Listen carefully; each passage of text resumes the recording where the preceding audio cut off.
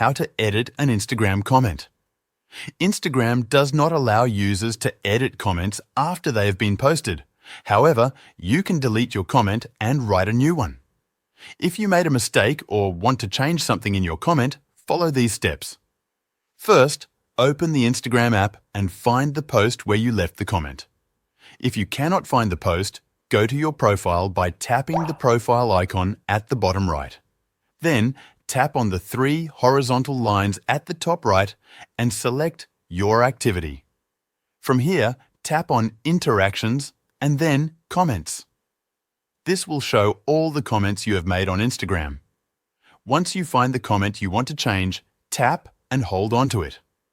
You will see a trash bin icon appear. Tap on it to delete the comment. Once deleted, the comment cannot be recovered, so make sure you remember what you want to write before deleting it. Now, to post a new comment, go back to the same post and tap on the comment icon below the post. Type your new comment and tap Post. This replaces your old comment with the updated version. That's how to edit an Instagram comment.